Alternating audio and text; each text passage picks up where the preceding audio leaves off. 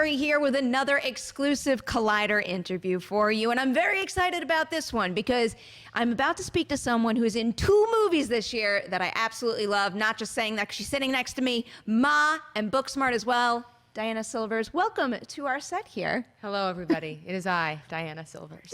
How has your Collider experience been so far? Because the first person you got to talk to when you walked in that door was the one and only Jeff Snyder, guys. What is it like sitting down with Jeff for 40 minutes? He was great. We had a good time. He went to NYU as well, and I got to complain about that. Oh, you did too? Yeah. What did you study? Where did you go? I was in CAS for journalism. Oh, that's so cool. Yeah. It's one of my friends, my freshman year roommate, she was at CAS for journalism as well, and she loved it.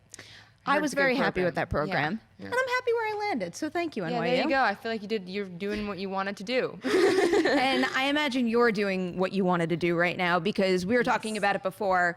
To have the movies you have coming out in a single year, where it's basically your coming out year, where we don't know a whole lot about you. So I wanted to take the opportunity to talk a little bit about your background and how you got to this year where you had Glass, Booksmart, and Ma all come out in one shot. Oh yes, Glass, my cheerleading girl number 2. I really hope that character changed everyone's lives. She was such a pivotal character.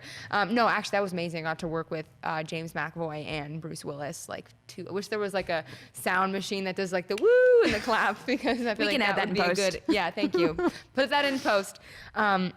No, it was great. I mean, I've worked with pretty much legends so far, and I mean, I'm like, when you start here, then it's like, how do you?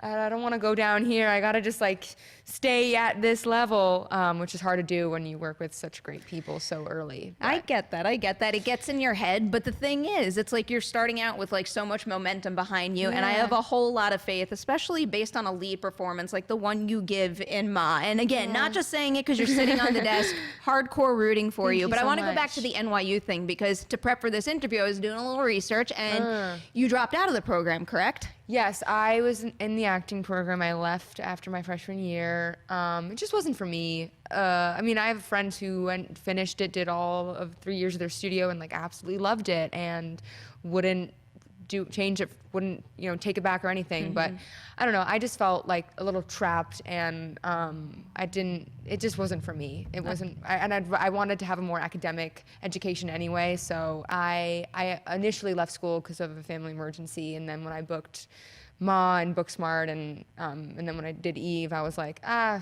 don't really have the time to go back right now. Although I do value education, and I want to go back at some point. Right now I'm kind of just riding this wave and see where it takes me. Seems like a good path to be on.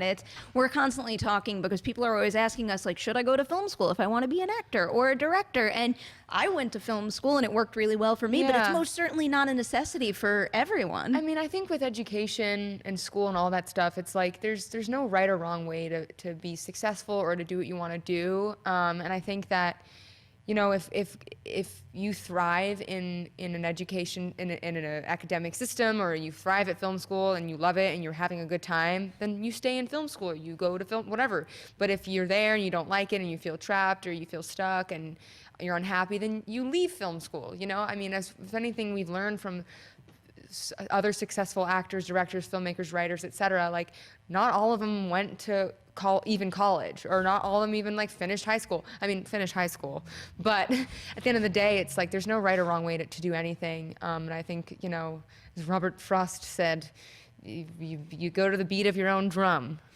Exactly. English class, guys. AP Lang. I used to work with an AD where when everybody would be in a mood or down on set, he'd be like, guys, we're making a movie. And I feel like I've held on to that forever. I mean, you get to make a movie, you're going to have a good time doing it. And if you're not, maybe you should rethink that. Yeah, and I think also with films like Ma and Booksmart, all of us, we were doing these projects not because we were getting paid a bunch of money to do them. I mean, we were doing them because we were passionate about the work and about the actors and about the director. And I think when people come together out of a place of passion and love, something great happens, and you're doing it for all the right reasons, and you feel like you found your place and you feel like you found your calling. And I mean, after experiencing sets like that, I only ever want to be doing projects where I'm there for for the project itself and the people. You know, it's not about like, how much money can I get on this project? It's like, no, you're making this movie because you love acting and filmmaking, you know? I'm flashing back to everything Olivia Wilde told me in our interview a couple of days ago, and it's just, she really treats everybody around her with so much respect. Like, we're all in it together, and we all want to love doing this together, and I think that's so important. And that's how it was with Tate as well, you know? We're all about the work, and we're all about the process. It's not about the noise, you know? It's about being there with these people you respect and admire and want to just make good work with. So I was also hearing you tell a story that you didn't think you did well in an audition, and I was wondering if that was this audition. It was Ma. Yep. I went in and I had 2 scenes. I was like, I got these down. I know this girl. And then they were like, okay, and for the 3rd scene. And I was like, wait, what? 3rd scene? What are you talking about? They're like, you didn't get the 3rd scene? And I was like, no. Oh no. They're like, okay, it's okay, it's okay. Like, just go outside. Here's the 3rd scene. You can just look it over and then we'll come back in. And I was like, okay, great. I can cold read. Let's do this thing. And I had to cold read the 3rd scene, which honestly, like in hindsight, I'm kind of glad that was the way it went, because it was probably super fresh and raw, and like you could see that I could like kind of act and take direction. And so yeah, I thought I bombed it, but I guess I didn't bomb it. I don't want to spoil anything, but do you remember what the 3 scenes were? Because especially when it's a horror movie, I always do wonder, do they put you in a room and put you in one of the most horrific scenes in the movie? No, or it was none of those. It was the ones that were like mostly deep lit and, wait, what did I just say? Most deeply rooted in. You're talking to the queen of spoonerisms right now. Yeah, I don't know what I just said. I was like, it's been a long day. No, I think I had one scene where I think it's Erica and I are fighting. It's like that scene where she's like, what are you doing hanging out at this woman's house? And I'm like, you don't get it, Mom. And well, I did it better in the movie. I'm promising you that. That was when I had to cold read. And then, yes, she's like, I don't want you seeing Andy anymore. And I was like, it's not Andy's fault. It's not Andy's fault. I'm telling you, like, it's not his fault. It's my fault. That was the 3rd scene that I had to cold read. Of course, I remember the one I had to cold read. I don't remember the other 2. And I think one of them was when McKaylee's character, Haley, comes up to me in the library and is like, oh, so you have a cute butt, getting on the lunch note. That was the 1st scene. And the 2nd scene was one with Andy in the van. And I think it was the one, it was either we were at school and he was asking me out, or it was the one where I was like, I don't want to hang out at malls anymore. It was one of those 2 scenes. So when you're auditioning with scenes like that, do you know how far this movie is going to push it with Octavia's character? Well, I didn't know that she was playing Sue Ann at the time. At the time when I first got the script, I think it was like, we didn't know who was playing what, and after I auditioned, I got a text from my manager, and he said, is it okay if we tell someone, like, is it okay that we say you're 5'7" because Octavia is 5'3"? And I was like, what is she in that I went out for? Like, I don't recall seeing her name in any of the emails. And he was like, oh, she's playing Sue Ann and Ma. And I was like, yes, I will be 5'6". I can be 5'6". I can like get like bones removed from my legs. You know, it's cool. I can method act and like be smaller, because our biggest worry was always like, am I gonna be too tall? Am I gonna be too tall? I'm a very tall person, and like, it's rare when you're like my height, and like, I'm so tall that it's like when someone's not as tall, I'm always worried that I'm gonna be too tall and it's gonna look awkward. Whatever, it doesn't really matter. But anyway, I got it anyway. As a short person, I can understand the opposite way. What was it like meeting Octavia for the first time? Because like, she is just a big ball of energy and super loving, but I imagine it must have been intimidating. That's exactly what she was, and that's why at first I was just excited to meet her. I was like, ooh, I don't even care if I get the part. Like, I just get to be in a room with Octavia Spencer. That's a gift in itself. And when I walked in, she was like, oh my God, you're so tall and beautiful. And I was like, she thinks I'm beautiful. And well, I mean, I know I'm tall, but like, she thinks I'm beautiful. And she was so nice and encouraging. And after we did our first scene, she was like, you're such a great actress. And I was like, what? Like, you've won an Academy Award. Like, you're a great actress. I'm just like an NYU dropout at this point. And she was just so encouraging and generous and like and nice to me. And she's like very spunky and fun to be around. So I definitely feel like her energy made me feel so comfortable, and which is why I think I had one of the best auditions I've had in the chemistry with her, is because I felt so good about myself, and I felt confident, and I felt like I could do the scene any which way, and she would like it, you know? So what was it like the first time you saw her kind of flip the Ma switch? So she's super nice. She has a whole bunch of scenes in this movie too where she is nice and friendly, and then all of a sudden she just goes like full Ma. When she goes full Ma, I mean, I think there was like one moment where I was in the scene and I was just kind of like watching her because I was like, wow, this person is such a good actress. I'm like, Diana, you're in the scene. Like, get your act together. You can't just like watch her. This is not. Like, you're working, act. I mean, she's just that talented. She is such a phenomenal actress, and it's so great that she's, you know, she had this opportunity that her and Tate created this role together for her to show just how much of a range she really has as an actress, you know, because I feel like everyone expects her to do a certain role, and then here she is doing the complete opposite of what we expect Octavia Spencer to do and killing it, you know. Pun intended. The coolest thing about some of the, I mean, you've worked with so many great people across the board, but when I just isolated to Octavia and Olivia, they are two leading ladies in Hollywood that aren't just getting great roles for themselves, but they're also making opportunities for themselves, which is super inspiring to me. You know, I think that sets a precedent. It's like, you know, and Octavia said this earlier today, she's like, my favorite role is that of a producer because you get to create the roles for yourself and for others, you know? It's like if you feel that you're not playing the roles that you really want to play, then like create it yourself. Make it, manifest it, write it down, write the script, you know? You can just, there's not only one role you play when you're when you're an actor, you're not just an actor. You can also, there's so many avenues of filmmaking that I think women right now are finally saying like, I can do it too. And like, I should be allowed to do it too. And I think I feel lucky that I get to emerge in a time where, you know, there's so many more doors opening up to all of us, and there's so much more opportunity. And as someone who also wants to, you know, I write and I want to direct eventually, and I definitely want to have, you know, produce and all that stuff. I feel grateful that I have these wonderful women to look up to and like look to for advice. Is there a specific genre you're drawn to? Because I know you have Ma, and you also did one of the Into the Darks, right? Oh yeah. I love a drama. I love a psychological drama. I love a romantic drama. I love drama.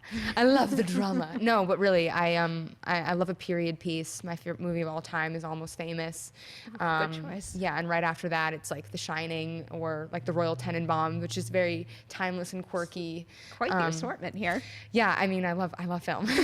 Not, you know, Boogie Nights. I love Boogie Nights, but really, I love any kind of story that.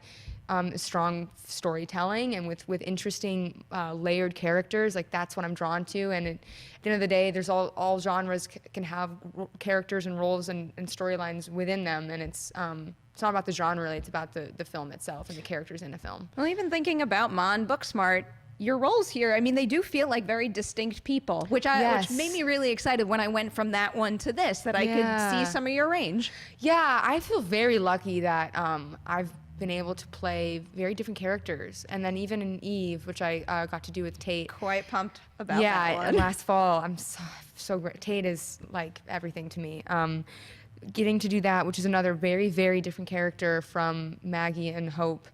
I feel very lucky that I've been able to play such different characters. 'Cause I think it's very easy for actors to get stuck in one box, and now more than ever, there's so much with all the content being created. There's so many more opportunities for young actors, especially, to step out of their box and play everything, you know, and that's kind of what I want to do. I just want to play everything and anything and everything. I like the sound of that. And I like the sound of some of the movies that you just name dropped. So it made me want to do, we have Collider random questions, just rapid fire questions, some fun stuff, but I'm curious to see what you come up with now.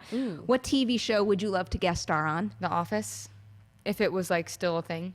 I mean, it is a thing in my heart forever. So I guess his Steve Carell's the like Space Force show that they're gonna make. Ooh, I'd want to guest star on that. I Or like Westworld. the sound of that. Ooh, Westworld. Westworld's a good pick too. What movie do you quote the most? Almost Famous. Of course. Yeah. Do you have a go-to line?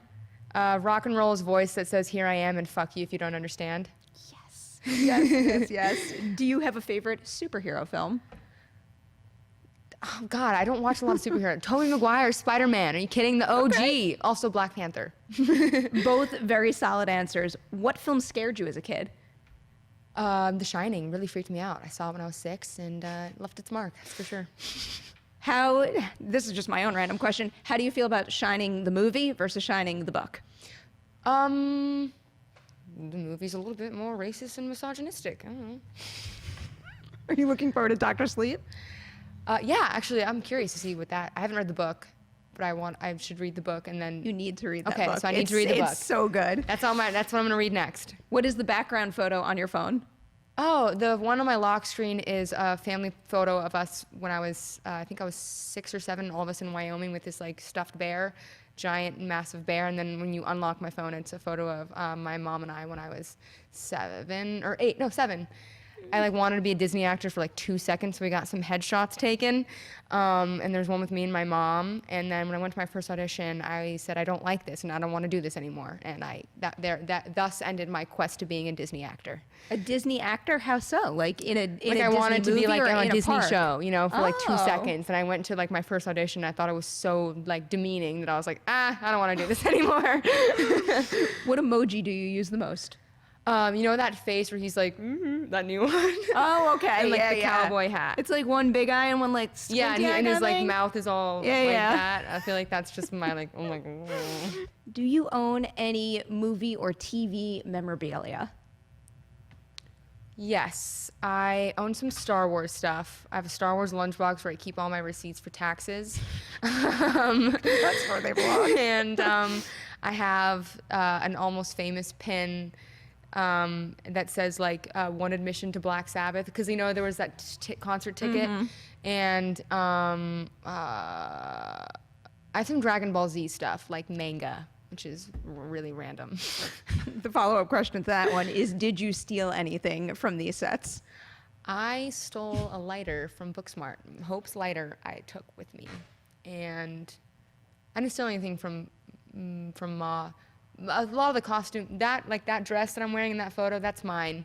And yeah, so you know there was stuff that I wore that were like personal articles of clothing, like stuff that I wore in high school that I wanted to bring into the movie.